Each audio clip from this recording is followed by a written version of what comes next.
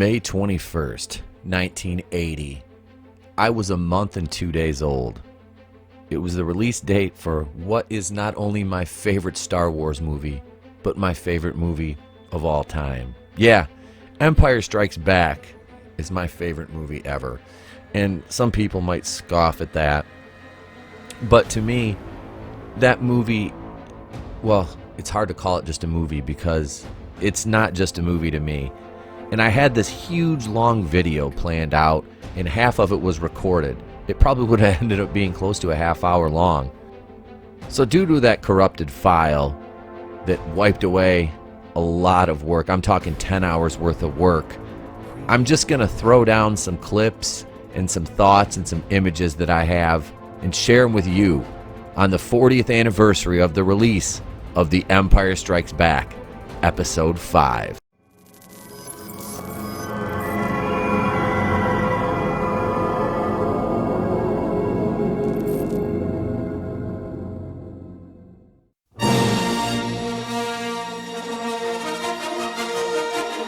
There was nothing better than hearing that and seeing that Star Wars logo pop on the screen as a kid. When you got that VHS copy and it went in the VCR and you hit play and that popped up. And then you started to see this opening crawl, and it was a dark time for the rebellion. And I'm not going to read it because I've read it a million times and so have you. But at that point, you knew the tone was set. You kind of knew what you were in for, but if you hadn't seen Empire Strikes Back yet, it was completely different tonally from Star Wars A New Hope. Seeing Luke getting assaulted by the Wampa leading into that entire sequence in the cave really lent credence to the fact that this movie was not as bright and cheerful and upbeat as Star Wars was, which was fine by me.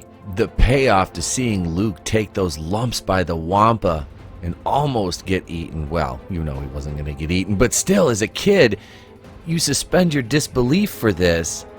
And that horrible creature, seeing Luke cut his arm off was just, it was scary and it was awesome at the same time, man. One thing I truly loved about The Empire Strikes Back, aside from the Wampa, who I really always wanted more of, because who wouldn't want more of this big badass? I mean, the thing was just an absolutely amazing looking, awesome creature. And this deleted scene really set the table for something that I would still love to this day if I knew there was somebody I could trust to do it right, and that would be a Hoth horror movie based on this. The Wampas just devouring either rebels or stormtroopers, or maybe rebels and stormtroopers have to kind of combine forces at this point to combat the Wampa. I mean, it would be an amazing concept, like Hoth horror, if you will. The Battle of Hoth also gave us the birth of the V-150 Ion Planet Defense Cannon, which was the first time we really saw a surface-to-air planet defense cannon in Star Wars, which was amazing because this thing took down an Imperial Star Destroyer. Okay, it completely incapacitated it in midair, which was amazing to see as a kid. You're like, no way. Hoth also gave us ahead of its time visuals with the AT-ATs, or as some people say, the AT-ATs, in their assault on Echo Base. This ground battle could have went on for the entirety of the movie, and I would have been nothing but satisfied with it. Seeing the rebels try to fend off these mechanical monstrosities was just nothing short of, well, can they win? I know I should be cheering for the good guys, but man, do the bad guys have some awesome weapons. And then Rogue Squadron, of course, was a delight to watch in their assault in the Snowspeeders.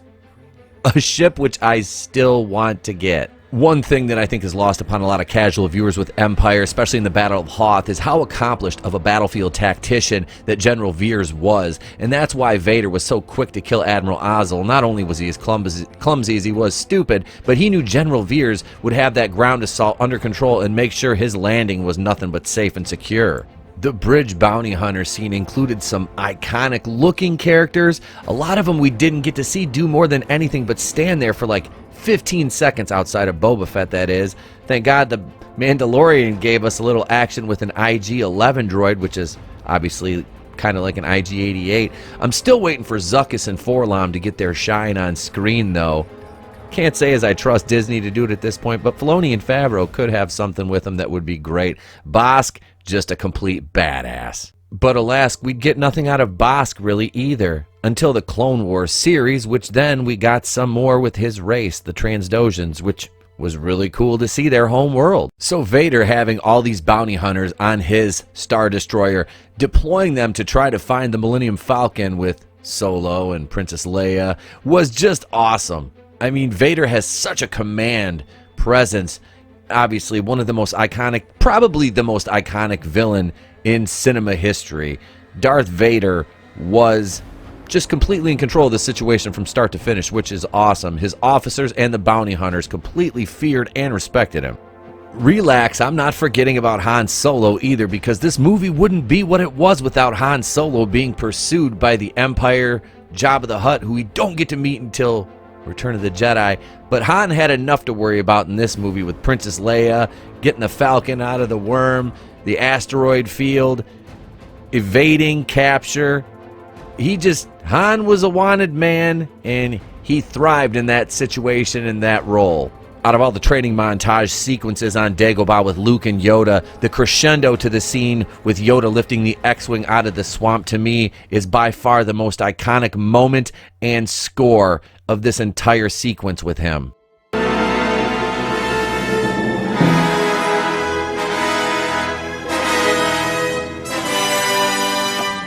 You know, I love the arrival at Bespin, the reveal of Lando, Billy D. Williams, his relationship with Han. How good of friends were they? That was something as a kid you were like, oh my goodness, you thought he was going to be his friend, and then he betrays him. And it was just such an awesome scene. I've just made a deal that'll keep the Empire out of here forever. Of course you know I'm talking about Han shooting at his future father-in-law, Darth Vader.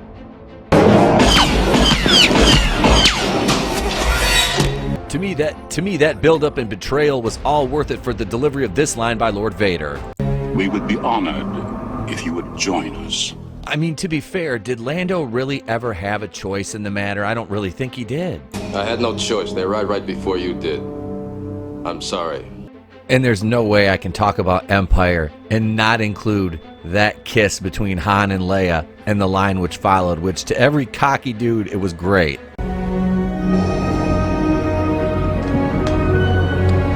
I love you. I know. And for me, while the prequels had the vastly superior lightsaber battles, Luke and Vader's battle on Bespin, their duel where Luke would lose his hand, is truly iconic. But you and I both know where this moment led to, the most iconic reveal in the entire series. Obi-Wan never told you what happened to your father. He told me enough. He told me you killed him. No, I am your father. And it was pretty much at that moment when Darth Vader became the ultimate bad guy, the ultimate evil in the universe. As a kid, I don't care what movies you were into, there was nobody worse than Darth Vader, because Luke was the purest side of light. You know, he was that shining hope for the galaxy, and Vader was literally the black hat that was trying to stop him from reaching that full potential. In the Luke rescue scene from Bespin, when he went down the chute after fighting Vader, threw himself down there to try to get away in a last-ditch effort at escape, he reaches out through the Force to his twin sister Leia, and she responded, which was amazing because you never had any inclination that she was Force connected throughout Star Wars or Empire Strikes Back until this point. This is where you got it. She urges Lando and Chewie to turn the ship around, go back. She knows where Luke is. They have to save him, and they do. And it was a great moment, only to be ruined later on in The Last Jedi by Roundhead Rian Johnson. But it doesn't take away from how great this scene truly was. And that visual of the Falcon evading the TIE fighters, pulling up underneath Bespin, and saving our titular hero Luke Skywalker really sent this dark tone movie out on a great note.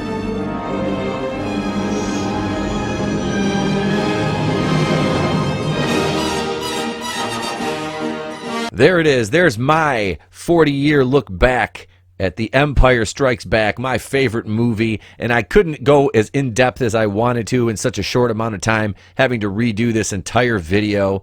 at the last minute, basically the last hour. So I hope you guys enjoyed and found something in it that you liked. And let me know in the comments below what your favorite memories are of Empire Strikes Back. Is it your favorite Star Wars movie? Do you think it's the best Star Wars movie that they've made to date? And I say that out of the 6 Star Wars movies that matter. The other 3, 4, 5, well, you can keep Rogue One, but throw Solo in with the sequel trilogy. And let me know what you guys think of Empire Strikes Back. Let's take this thing home. Where you can find us all across social media at TV2BR on Instagram, the Place to Be Reviews page on Facebook, the official Place to Be Reviews fan page, that's our private group, at the Place to Be RE1, at N80Pete on Twitter, past podcast available on Anchor, iTunes, and Spotify, and now the Place to Be Reviews on Discord. You can also email us if you're old-fashioned, okay boomer, at the Place to Be Reviews at mail.com, the world's best mail. Thank you very much. Also, on the way out, don't forget to bitch slap that like button. Do me that big solid, would ya? Yeah, I think you can do that. Also, hail the Fandom Menace. Hail to thee, my subscribers. If you haven't subscribed yet, please consider doing so. Help us grow the channel. Hail the Fandom Collective, a group which we are proud members of now. We'll be working with them on a lot of collaborations in the near future. And I'd like to personally thank you all for joining the Place to Be Reviews. That's right, I'm Etepakuian of the Place to Be Reviews right here with all yous. Remember, if I don't see you, have a great day and a pleasant tomorrow.